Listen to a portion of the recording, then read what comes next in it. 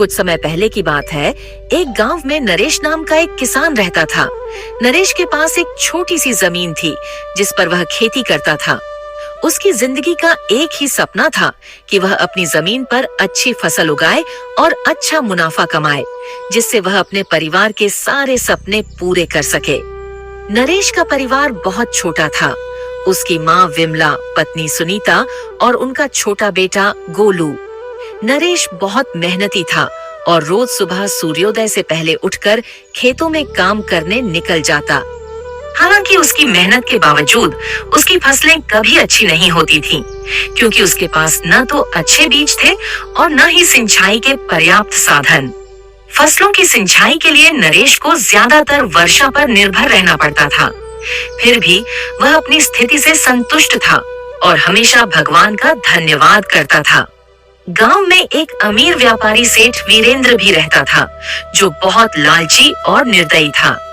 उसने गांव के कई गरीब किसानों की जमीनें अपनी नाम करवा ली थीं और उन पर भारी ब्याज का बोझ डाल दिया था। एक बार गांव में सूखा पड़ गया और महीनों तक बारिश नहीं हुई, जिससे किसान परेशान हो गए।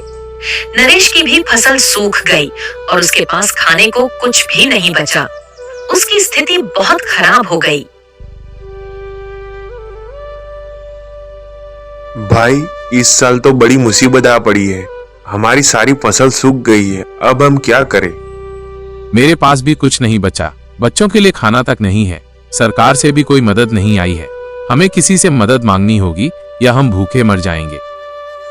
मुझे लगता है कि हमें सेठ वीरेंद्र सिंह से मदद मांगनी चाहिए। वह हमसे जरूर मदद करेगा। सेठ तो बहुत लालची है, उस पर भरोसा मत करना। उसे तो हरिये ने कुछ दिन पहले पैसा उधार लिया था और वो ब्याज का इतना बड़ा बोझ डाल रहा था कि हरिये अपनी जमीन खो बैठा। मैं जानता हूँ, लेकिन इस वक्त हमें किसी से मदद लेनी पड़ेगी। हम उसके पास जाएंगे और देखेंगे कि वह हमें कुछ दे सकता है या नहीं। अगले दिन नरेश ने सेठ वीरेंद्र के पास जाने निश्चय किया और उससे मदद की गुहार की। क्यों नहीं, मैं तुम्हारी मदद कर सकता हूँ, लेकिन इसके बदले में मुझे कुछ चाहिए। तुम्हारे पास क्या है देने के लिए? मेरे पास कुछ नहीं है, लेकिन मैं वादा करता हूँ कि जैसे ही मेरी फसल होगी मैं तुम्हारे पैसे लौटा दूंगा। ठीक है, तुम्हारी जमीन बंधक रख दो और मैं तुम्हें ब्याज पर पैसे दूंगा। नरेश ने अपनी जमीन को सेठ वीरेंद्र के पास गिरवी रख दिया। कुछ समय बाद नरेश ने सेठ से कुछ बीज और खाना लिया और खेती में जुट गया। मेहनत करने के कुछ महीने बाद नरेश की फसल बहुत अच्छी हो गई। इस बार उसकी मेहनत रंग लाई थी और गांव में भी अच्छी बारिश हुई थी। सीता, देखो हमारी फसल कितनी अच्छी हुई है। अब हम सेठ वीरेंद्र सिंह का सारा कर्ज चुका सकेंगे। हाँ जी, फसल तो हमारी बहुत ही अच्छी हुई है। हम आज से ही कटाई का काम शुरू कर देंगे और जल्दी से सारी फसलों को बेचकर आए पैसों से सबसे पहले सेठ जी के पैसे वापस कर देंगे। सारे पैसे जुटाने के बाद नरेश और सुनीता सेठ वीरेंद्र के पास पहुँचे।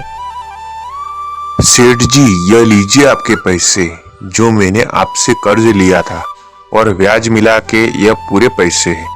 अब आप हमें हमारी जमीन वापस कर दीजिए। ये तो बहुत ही कम पैसे हैं। तुम्हारा कर्ज अब पहले से भी ज्यादा हो गया है, क्योंकि तुमने समय पर ब्याज नहीं चुकाया। अब तुम्हें और मेहनत करनी होगी। लेकिन सेठ जी, आपने तो कोई निश्चित तारीख नहीं बताई थी। आपने तो कहा था कि जब पैसे आ जाए तो आप यह जमीन छुड़ा देंगे। इसके बाद नरेश और सुनीता ने गांव के सभी किसानों को सेठ वीरेंद्र के धोखे के बारे में बताया। अब किसानों ने एकजुट होकर पंचायत में जाने का निर्णय लिया। ये सेठ वीरेंद्र अपनी जमीन हमें नहीं लौटाएगा। हम पंचायत में उसकी शिकायत करेंगे।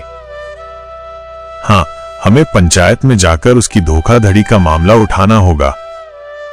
अगर वह हमारी जमीन हमसे वापस नहीं करता तो हम पंचायत में जाएंगे। सेठ वीरेंद्र पंचायत का नाम सुनते ही घबरा गया और उसने तुरंत फैसला ले लिया। ठीक है, अब मैं तुम्हारी जमीन वापस करता हूँ और तुम्हारा ब्याज भी माफ कर देता हूँ। इस घटना ने गांव के सभी किसानों को ये सिखाया कि मेहनत, ईमानदारी और एकता से बड़ी मुसीबत का सामना किया जा सकता है। अब नरेश और उसका परिवार खुशहाल थे और गांव के सभी लोग एक दूसरे की मदद करने लगे। इस प्रकार नरेश ने अपनी मेहनत, ईमानदारी और गांव की एकता से अपनी जमीन और इज्जत दोनों को बचा लिया।